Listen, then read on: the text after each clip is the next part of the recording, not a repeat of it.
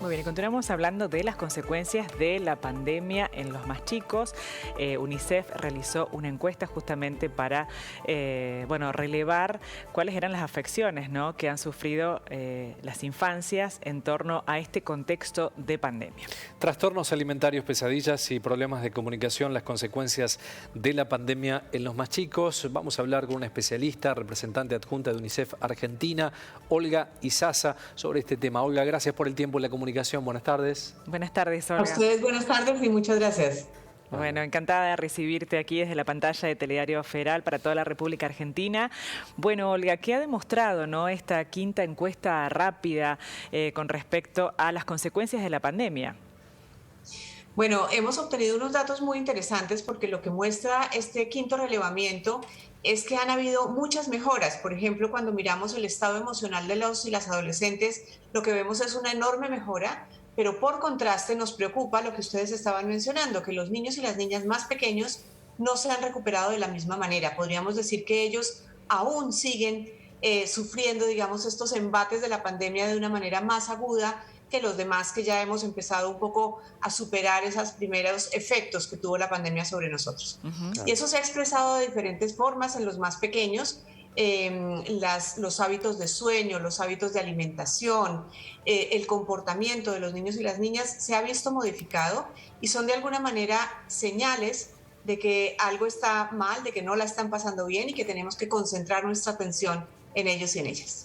Bien, claro, o sea que podríamos identificar como los niños de la primera infancia como el segmento más sensible o más vulnerable, ¿no?, a este entorno de pandemia y de crisis, ¿no?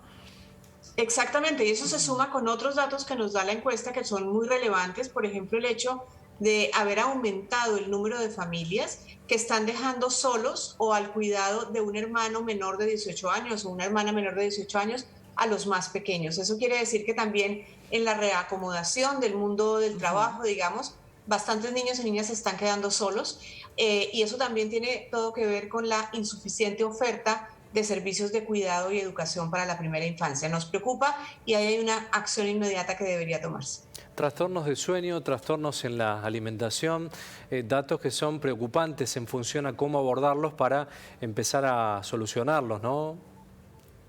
Efectivamente, y ahí hay varios tips o varias recomendaciones que nosotros podemos ofrecer tanto a las familias como a los cuidadores y cuidadoras y por supuesto a las autoridades y a los efectores de los servicios sociales en general.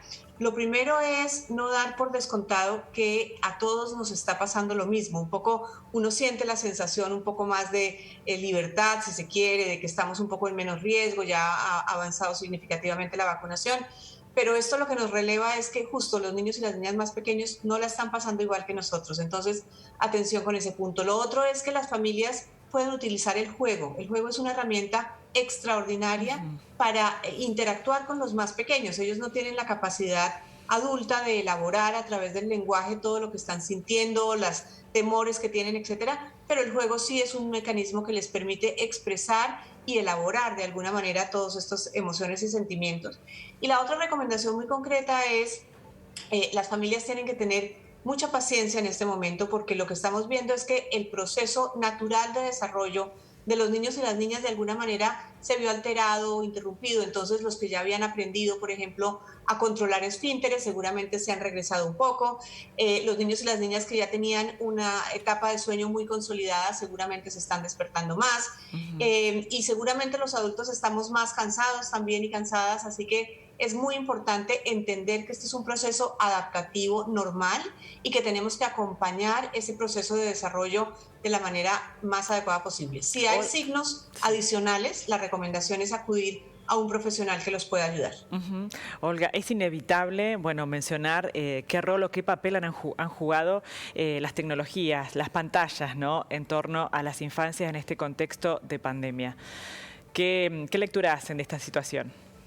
Bueno, sin ninguna duda, los chicos y chicas han estado sobreexpuestos a una cantidad de información que, como digo, no tienen toda la capacidad de procesar, como seguramente los adultos lo hacemos. Entonces es muy importante que el tiempo de los chicos y chicas frente o expuestos a las noticias y a la información esté mediado por una persona adulta, que pueda explicar, que pueda detenerse, que pueda compartir con ellos lo que se está viendo y reelaborarlo, eso es fundamental. Por supuesto, el tiempo en las pantallas de los computadores también se ha incrementado muy significativamente y ahí tenemos todas las recomendaciones de hablar con los chicos y las chicas, esto ya para los más grandes, digamos, de cuáles son los riesgos de estar expuestos a personas desconocidas, a entregar información a personas con las que no tenemos ningún tipo de contacto, a estar muy vigilantes de cuáles son las actividades que ellos están desarrollando y sobre todo hablarlo con ellos para que puedan entender cuáles son los riesgos y ellos mismos puedan tomar acción.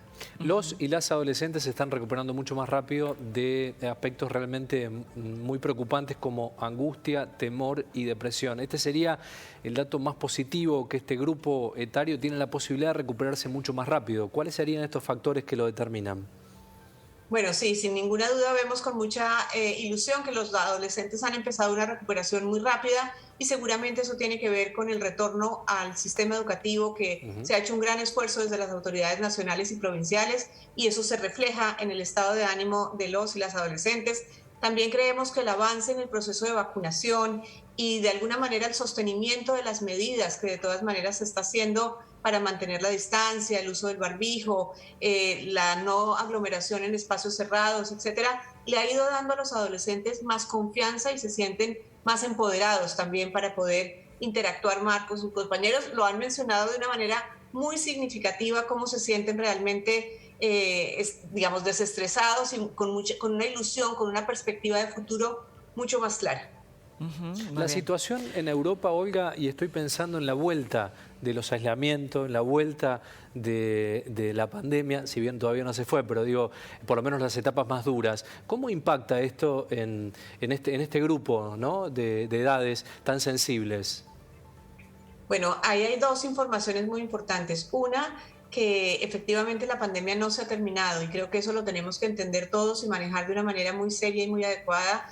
Estamos viendo que hasta que no haya una cobertura realmente universal en términos de vacunación en todos los países, estas nuevas cepas pueden seguir surgiendo y son una amenaza para todos nosotros.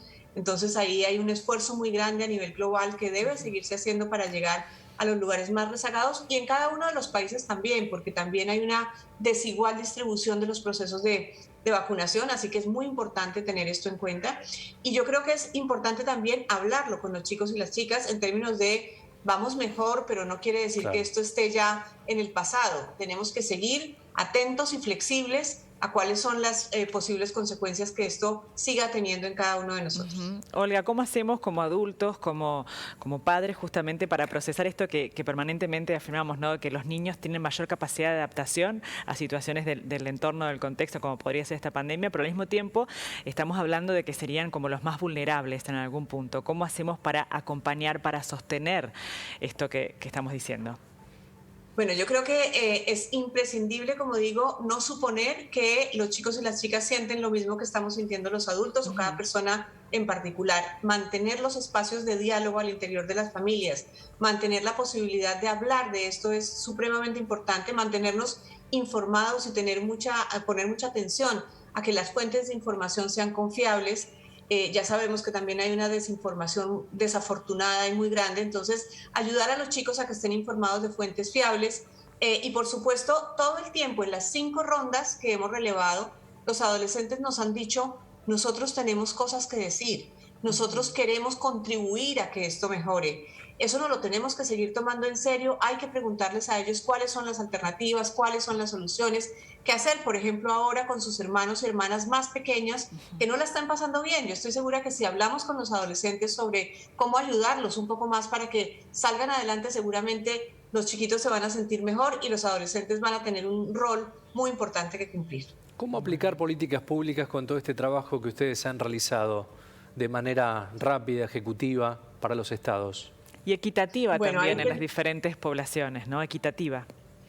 Ese es un punto central. Nosotros estamos haciendo un énfasis muy grande en las diferentes poblaciones. No todas las poblaciones lo están viviendo de la misma manera y sin ninguna duda, por ejemplo, las poblaciones empobrecidas, en condiciones de vulnerabilidad, están más atrás y tenemos que ayudar a que avancen rápidamente. Pero hay varias recomendaciones de política que nos parecen fundamentales. Por un lado, el sostenimiento de todo el sistema de protección social. El sistema de protección social en Argentina en el contexto de los países de América Latina es un sistema de protección robusto. Sin embargo, ese sistema todavía no es universal, todavía hay un número importante de chicos y chicas que, por ejemplo, deberían recibir la AUH, que no lo están pudiendo hacer. Es necesario implantar medidas de búsqueda activa para que esos que tienen una barrera de acceso a los sistemas de protección social logren ingresar. También es muy importante revisar las condicionalidades y la cobertura, el alcance monetario que tiene, la prebenda que se da a cada una de las familias, porque no les ayuda necesariamente a superar las condiciones de pobreza, no es igual a las necesidades básicas que ellos tienen. Esa es por una parte. Por otra parte, sin ninguna duda, la reactivación del sector económico y del empleo es fundamental para avanzar estructuralmente en problemas que vienen antes de la pandemia, como la pobreza, y que por supuesto se han recrudecido con la pandemia también. Y una recomendación muy particular en el tema de primera infancia, y es esto de la ampliación de la cobertura y la calidad de los programas de cuidado y educación y atención integral a la primera infancia. Es fundamental que en el presupuesto se dé prioridad a este grupo de población y que los programas que están destinados para ellos puedan tener un mayor alcance. Ojalá, ¿no? Muy bien, muy claro el panorama. Muy concreto. Muy bien, Olga. Muchísimas gracias por el tiempo que nos ha brindado. Un gusto. A ustedes muchísimas gracias. Hasta pronto. Seguramente seguiremos en contacto. Adiós.